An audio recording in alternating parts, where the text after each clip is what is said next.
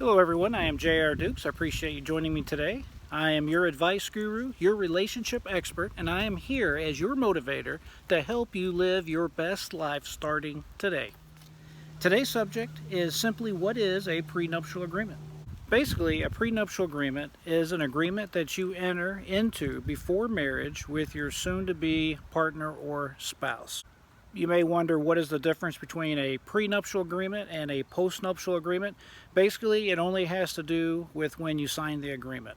The prenuptial agreement, pre, of course, means before, nuptial, before you get married, and a postnuptial, post means after, so it's an after nuptial agreement. I personally have had both types of agreements in my lifetime. They are basically equal. It just depends on what you're trying to use them for. Be sure to stick around to the end of the video so that you can get information on how to contact me personally if you have a question that I could answer for you, if you need advice on a particular subject, on relationships, on business, on entrepreneurship, or on this particular video. Make sure you stick around to the end because I will provide you with contact information and you can reach out to me directly. If you find this video to be of value, please take a moment and hit the like button and subscribe to my channel. It definitely helps me out and I do appreciate it. Prenuptial agreements generally go by several different names, but they're pretty well the same thing. We generally call them a prenup. They have different names in different areas of the world, different areas of the country, but we're going to go with the term prenup.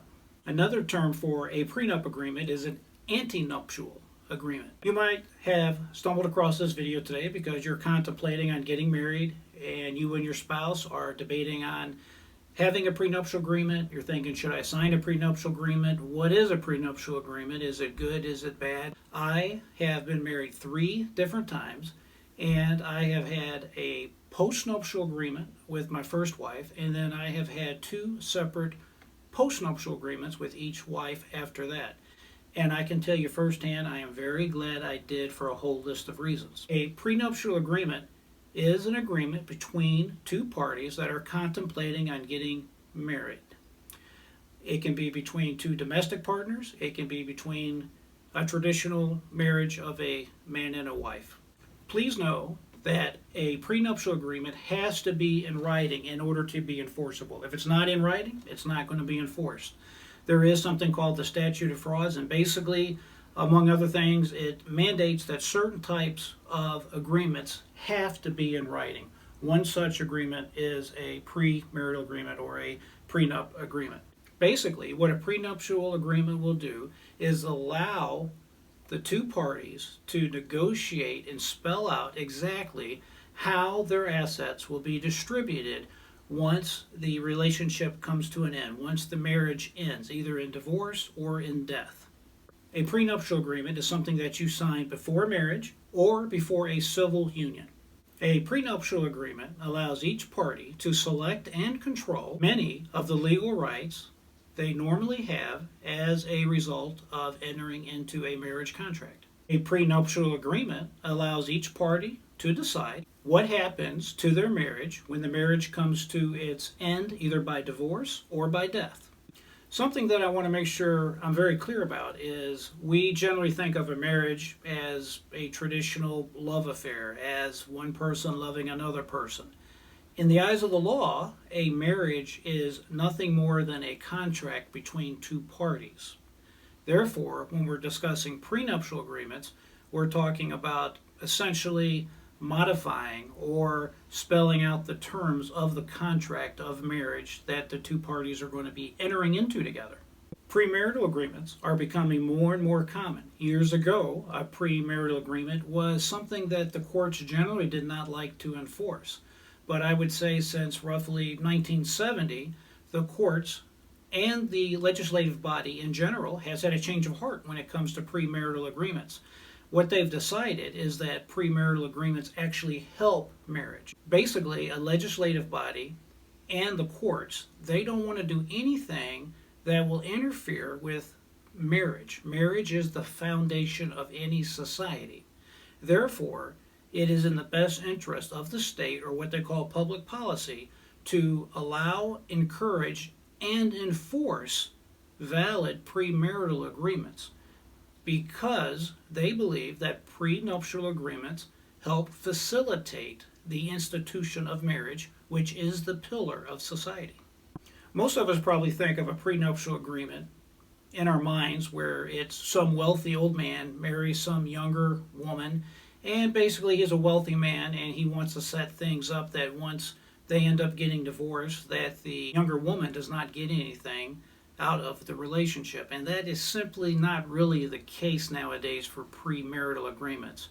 Generally speaking, premarital agreements have to be fair. They can't be what's called unconscionable. Something unconscionable would basically say the wife in this example gets absolutely nothing. No court would enforce, nor should they enforce, something along them lines. Premarital agreements actually have a lot of benefit to society. Premarital agreements have a lot of benefits to both parties that enter into a prenuptial agreement. In the United States, and only in a few other selected countries, premarital agreements in the United States can also help protect the spouse's assets in the event one spouse has litigation problems or is in bankruptcy proceedings. Let's say, for example, one spouse is in an industry that is highly litigious, very risky, and he or she is concerned about protecting the other spouse against possible lawsuits that may arise as a result of their business activities. The bottom line is this: a properly executed premarital agreement will protect one spouse's assets from a liability that the other spouse might incur as a result of business activities that did not go well. It also can protect the other spouse's property in bankruptcy. Generally speaking, without a premarital agreement, depending on the state that you live in, if one party has a judgment against them, both parties are going to be liable for the judgment.